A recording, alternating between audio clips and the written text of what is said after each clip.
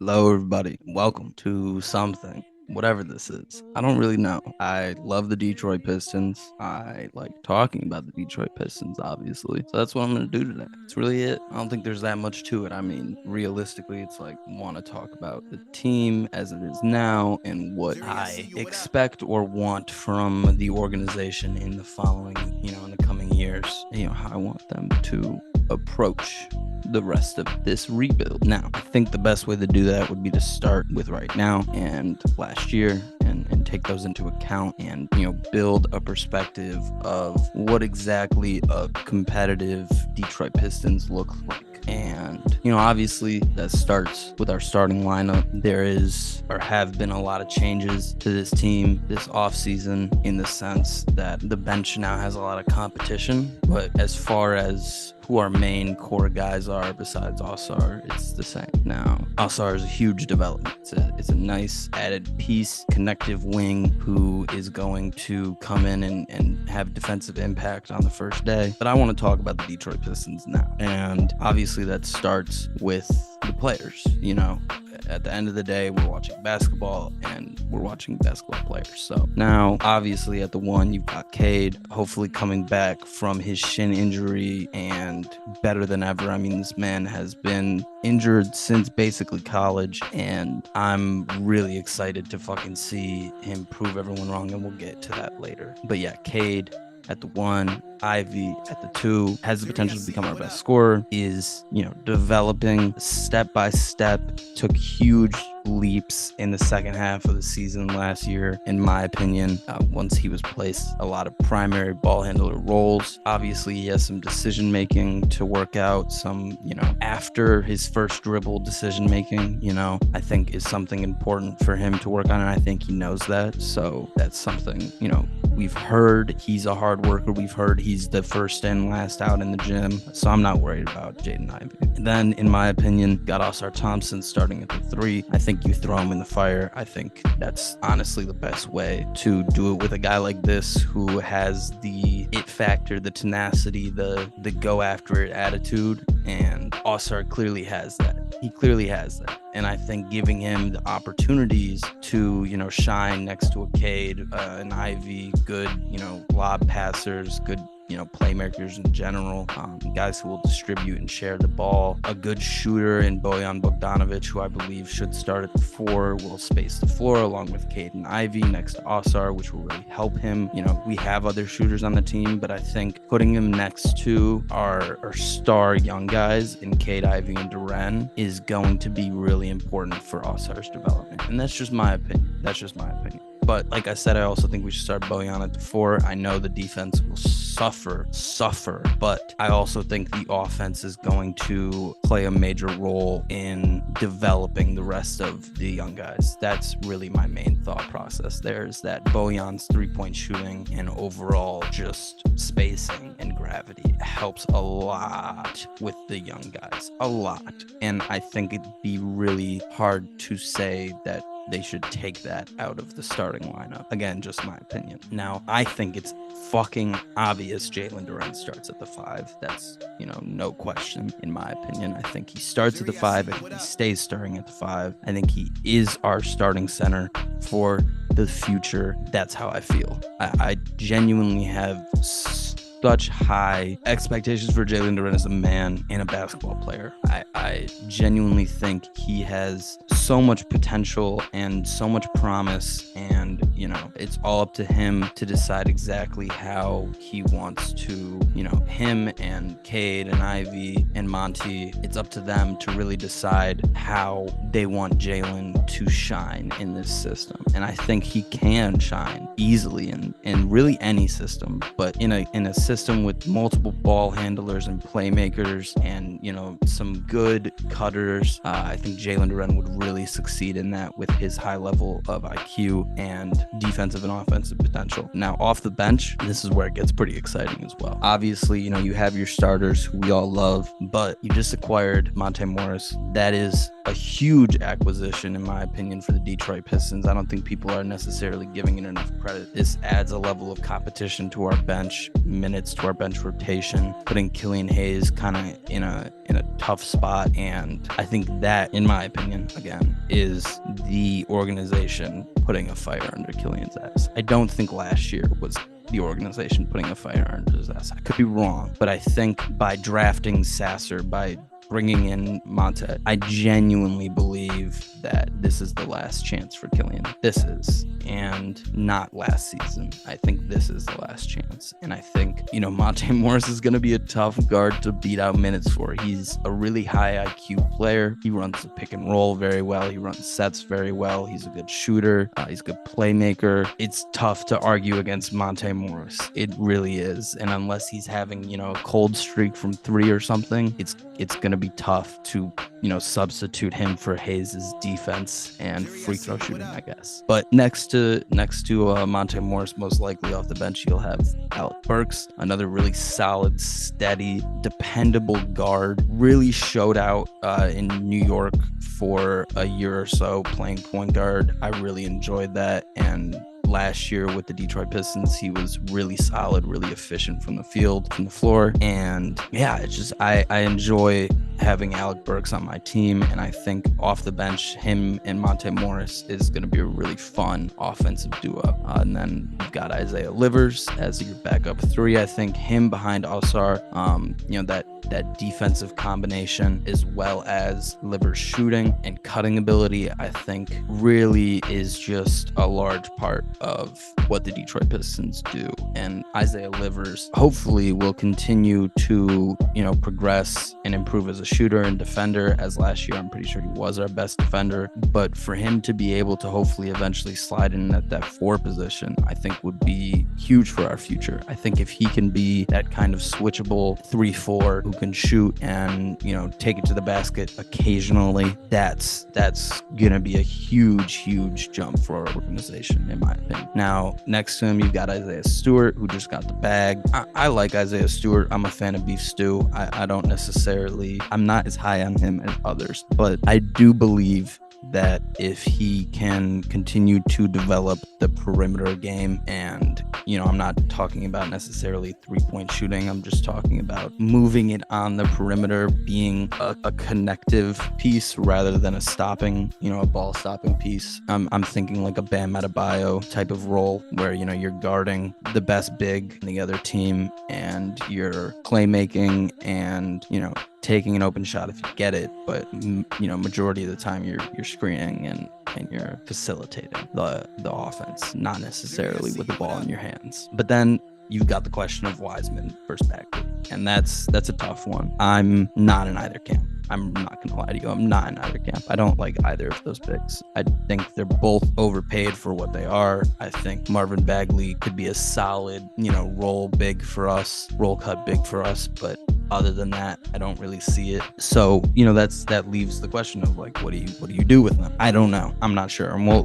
get to that. We will definitely get to that. But we can dive into stats now. Obviously, Bojan was our leading scorer last year, averaging 22, 3 assists, 4 rebounds, shooting 48% from the field, 41% from 3.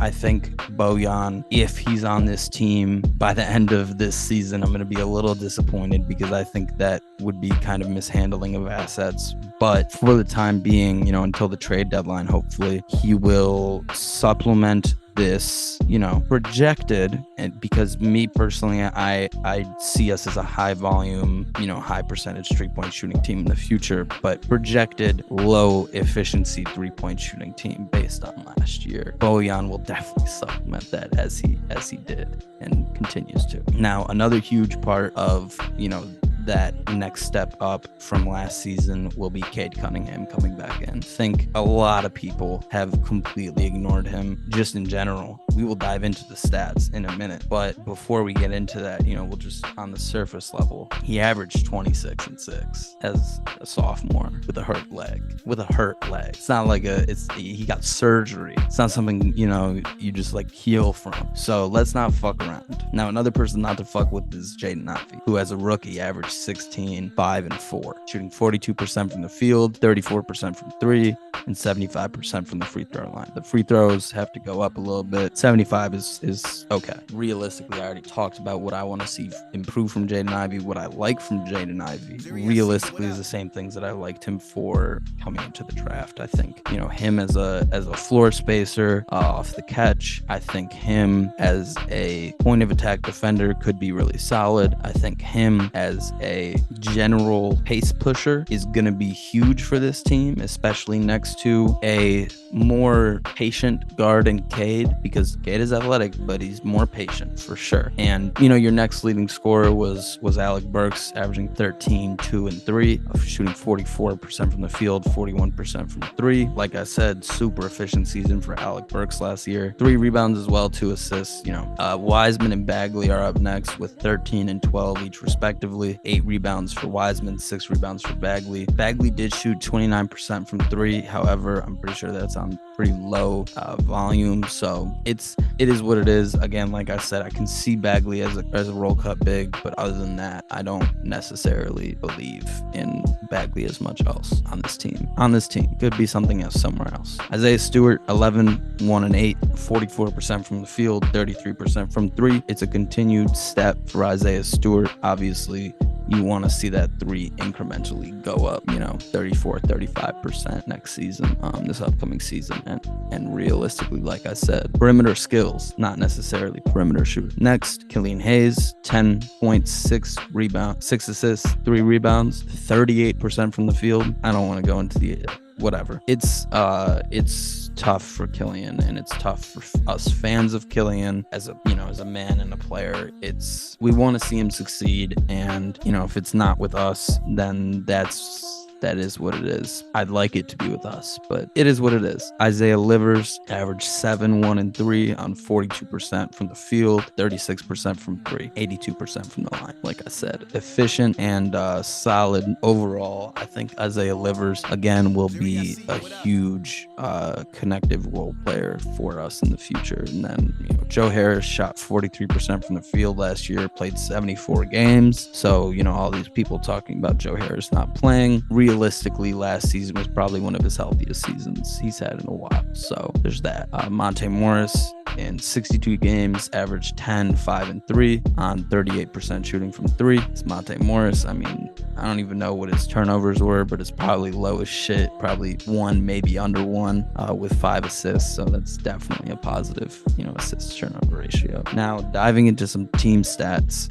we were 30th in field goal percentage last year, 22nd in 3-point percentage, 21st in free throw percentage, second in free throw attempts. We were 26th in defensive rebounding, 20th in steals, 27th in blocks, 27th in assists, 27th in passes made. We were 13th in drives, but we were 22nd in drive points per game. We were 15th in passes on drives. We were 22nd in catch and shoot points, tied 5th in pull-up points, and tied 19th in paint touch points. Realistically, when I look at play type stats on NBA.com, most often what I'm looking for is, pick and roll, cut, off screen, stuff like that. That normally shows a fluid offense. Pull-up points, sometimes catch and shoot, and isolation points are more often than not signs of a ball stopping and slow and isolation heavy offense, more often than not with a heliocentric player or a high gravity player. Now, we don't have either of those yet, at least yet, because Cade motherfucking Cunningham, Cade Icewood, is the best player out of his draft and is going to be one of the best young and up and coming guards in this fucking league. And in a few years, when he gets that, $300 million contract or whatever it is, no one's gonna say shit, because he's gonna prove to y'all that every little bit of that money is deserved. Now, Cade Cunningham, and we're looking at stats from last season, so I know it was only like 12 or 18 games, but it's important. It's very important, because It's next to Ivy. It's like 12 minutes next to Duren, and realistically, it's simply the most recent that we have of Cade. And again, it was on a fucking hurt leg. Okay? But anyways, he was in the 98th percentile in drives per 75. Now, when you look at NBA.com, you can see that he was averaging 16.6 drives per game on a fucking hurt leg. 87th percentile in three-point shot creation. When you look at the closest defender ratio compared to shot frequency, Cade took 28.6% of his shots when a defender was 4 to 6 feet away, 21.9% of his shots when a defender was 6+ feet away. So Cade creates a decent amount of space on his three-point shooting and, most of his shots in general, but especially on his threes, he does really have a talent at figuring out exactly how to create a space. I mean, we saw even that might have been his rookie season when he got blocked by KD or whatever, but then the next time, he was in the 95th percentile on unassisted rim field goal attempts per 75. When looking at field goal attempts and shot location, he was taking 4.3 field goal attempts in the restricted area and 4.7 in the paint in the non-restricted area. Cade, again, on a hurt leg, doing all this. 86th percentile in post-up impact per 75. When looking at field goal attempts, field goal percentage, and shot location, he was taking 4.7 field goal attempts from the mid-range, shooting 48.2%. That would put him in the likes of like a CJ McCollum or a Bradley Beal, which we'll get to later. But an interesting stat you can look at on, is it Basketball Index? Basketball Index, in their player profiles, they have perimeter ISO to post ISO ratio, basically just letting you know how often a player posts or isolates in the post versus isolates on the perimeter. Cade, during this time, during the 12 or 18 games or whatever last season, was a 94-6 ratio, 94% perimeter, 6% post. Now, we'll compare that to some other players later after we're done reading the rest of the stats, because it gets very interesting. Cade was in the 95th percentile in potential assists per 100 passes. He was in the 94th percentile in box creation, in the 96th percentile in usage rate. Cade, with the ball in his hands, is a maneuverer. He moves with a purpose every time, with the ball in his hands or not. And him being in the 97th percentile in touches per game with 78.3 touches per game, or receiving 65.8 passes per game and passing the ball 50.3 times per game, Cade has the potential to be one of those primary ball handler star guards. He doesn't only do it on the offensive end either. He also is in the 86th percentile in on-ball perimeter defense, in the 81st percentile in on-ball screen navigation, in the 87th percentile in rim points saved per 75. He averaged 4.1 defensive field goal attempts per game, giving up 69.4%. But realistically, amongst rookie guards, I'm sure that number looks okay. 92nd percentile in stable PNR ball handler points per possession. Like I said, he runs the pick and roll like no other rookie guard, not realistically. But at the end of the day, he did average 11.3 possessions as a PNR ball handler, averaging 10.8 points per game, shooting 50.4 effective field goal percentage. That's elite. I shit you not. Go look at NBA.com. Go to the stats home. Go to player stats. Go to fucking play types. In the drop down menu. Go to PNR ball handler and click points. See who's at the top. And tell me where you see Cade. All of this shit on a hurt fucking shin or leg or knee or whatever the fuck it was. He got surgery. God damn it. And y'all want to sit here and tell me when you look at Cade Cunningham, you don't see what I see. Because let's just compare some of those stats to some other players, right? Last season, like I said, his perimeter to post ISO ratio was 94-6. As a rookie, it was 88-12. Now, as a rookie, he comps to like Shea at 83-17 and Jalen Brown at 83-17. Those would be like the closest, or maybe Anthony Edwards at 91-9. Those would probably be like the closest to his rookie season. Now, last year at 94-6, that would be De'Aaron Fox last season. The man who brought the Kings to the first playoff win since 2001. Now, Cade also, like I said, averaged 4.7 field goal attempts from the mid-range, shooting 48.2%. I mentioned that was like Bradley Beal and CJ McCollum. Bradley Beal in 2018, I want to say I took the stat from, shot 5.6 field goal attempts from the mid-range, shooting 47.4%. So around the same attempts, a few more, shooting a little bit worse. CJ McCollum in, I want to say 2019 or 2020, shot 4 field goal attempts from the mid-range, shooting 48.9%. So a little bit better from the field on a few less attempts. CJ McCollum and Bradley fucking Beal, all-star, all-NBA. Boom. From the mid-range, Cade has got that. Now, when it comes to ball handling and playmaking and running the pick and roll, Cade is amongst an elite class. Because averaging 11.3 possessions as a PNR ball handler and 10.8 points, shooting 50.4% effective field goal percentage is nearly identical to CP3 in, I don't even remember, I don't remember when I took this from. It was one of the Clippers years. So with Blake and DeAndre, we're talking about that CP3, averaging 10 possessions as a PNR ball handler, 9.4 points, shooting 50% from, effective field goal percentage. That's actually worse than Cade. He's doing it with more possessions, more points, and on the same effective field goal percentage. And you're trying to fucking tell me that Tyrese Maxey is better? And you're trying to tell me that anyone from his class is better? Fuck out of here. For real. Now, I've comped him. I've gone through his stats from last year. Let's talk about his rookie season real quick. Averaged 17, 5, and 5. Basically 17, 6, and 6. A steal per game. Got 2 triple doubles. Was on pace to become the 10th rookie in NBA history to average at least 17, 5, and 5.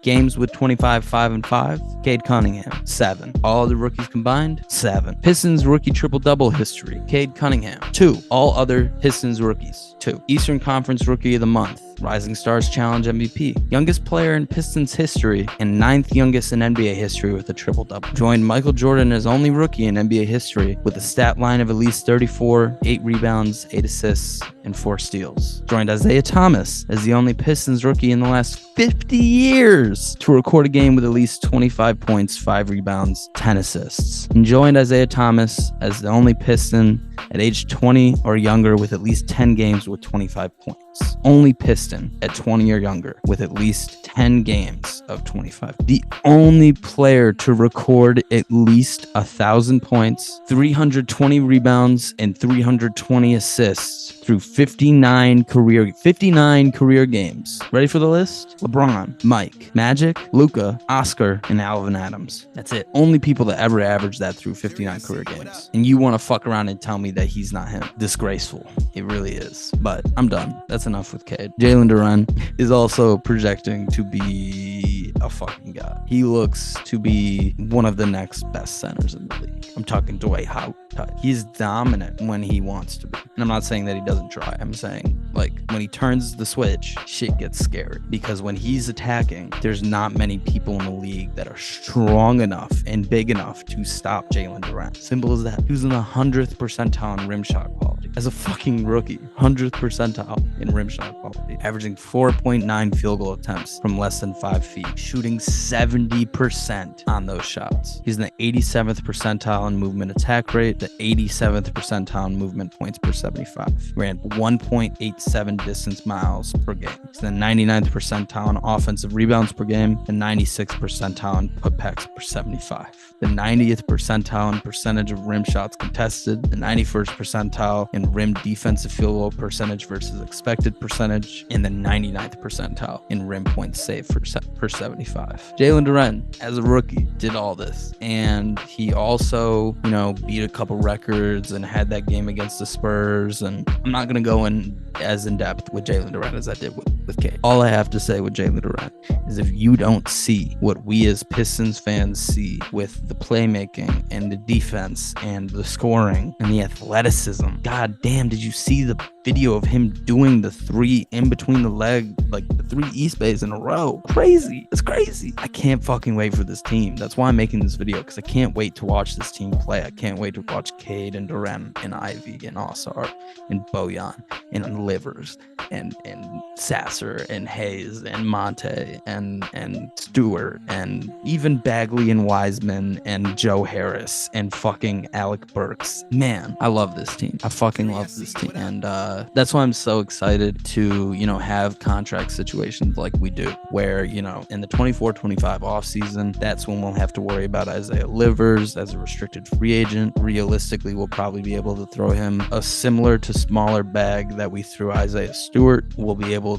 to, you know, retain Killian Hayes if need be, if he's, you know, playing up to the contract finally. James Wiseman we can get rid of for basically, you know, a sign and trade or something. Monte Morris will be unrestricted along with Alec Burks and Joe Harris, so we'll move off of all that money then. Realistically, between Wiseman, Monte, Alec Burks, and Joe Harris, that's like a cool 40 million, 35 million, I'm assuming, because Joe Harris's contract is like what, 16 to 20. Wiseman is like 16. That's already almost 30 million right there. And then in 25-26 offseason, that is, you know, the Cade Cunningham offseason. Realistically, we'll have given him the bag before then. We'll have given him the extension way before then. But you know, that around then will be the time.